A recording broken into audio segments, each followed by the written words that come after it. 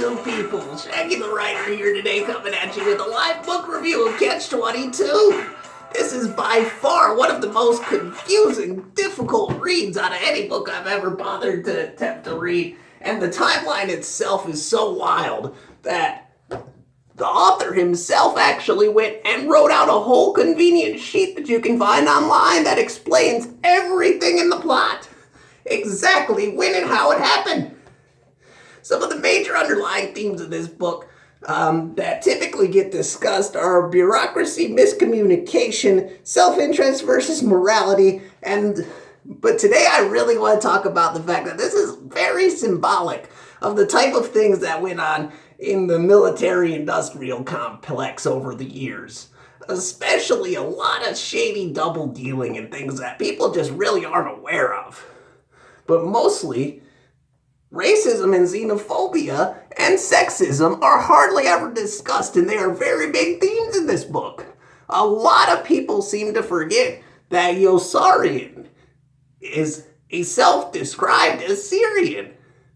So his family's been over in America from the Middle East for less time than he's actually been alive, making him most likely a first-generation American because of the consequences of the First World War. So he actually does have a little bit of a basis in order to tell us what's going on in the world. Now, that being said, he's probably not the most reliable of narrators. He's a pure neutral at best. Yossarian rarely intervenes to help other people. He's got no interest in actually winning the war. He just wants to go home. Now, I gotta say, though, he's not necessarily in the worst place to be, because if there's one thing that this book was definitely pretty adamant about, is that the good die young. Just about all of the positive characters that were in his squadron ended up dying by the end of the book, and quite a few of the neutrals as well, but none of the bad guys. And trust and believe, they were not trying to sugarcoat the bad guys. So, the whole story takes place in World War II on the island of Penosa.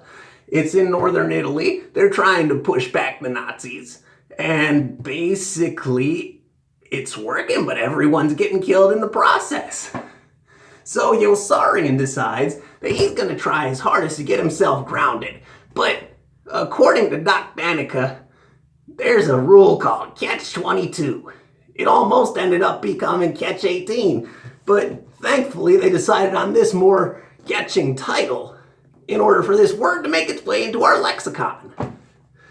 Now, the thing about Catch-22 is that anytime there's a situation where you're damned if you do and damned if you don't, it falls under that category.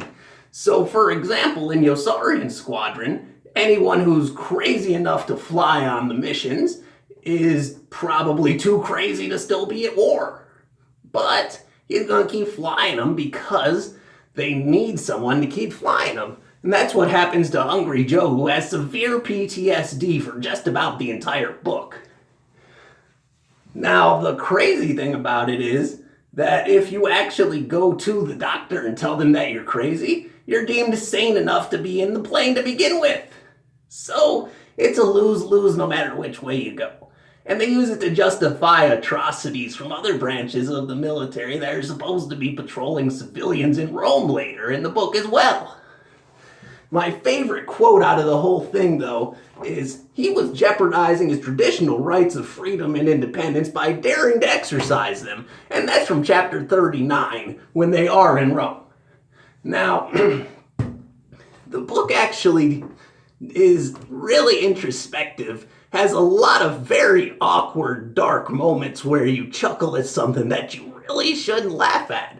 And it definitely helped define not only 20th century literature, but it was one of several books, including some of Kurt Vonnegut's works, that helped define the hippie generation and really ruined the Vietnam War for the military-industrial complex and the powers that be.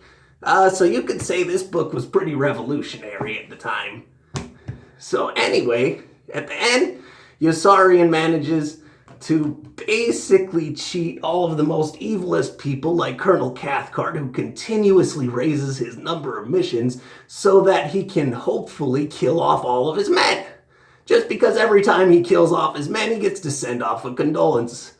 And that makes him look good. And every time he looks good, he gets promoted. That's why at the age of 36, he's poised to become a general. But the way that the bureaucracy works left lieutenant, scratch that, make him a colonel now. Wait a second, now he's suddenly a lieutenant general in charge of the whole operation, and his name was Doo-Doo Head from the get-go. Scheisskopf. Yossarian lives at the end of the book, of course, because that was the main point from the get-go. He got away. He escaped and went AWOL and got away with it. They didn't necessarily say that much, but in later interviews, Joseph Heller actually said that Yossarian will never die as long as he's alive. So I guess we're still waiting on a writer to kill him off in another fan fiction or something. That being said, that was my review of Catch 22. So like, share, and subscribe, man.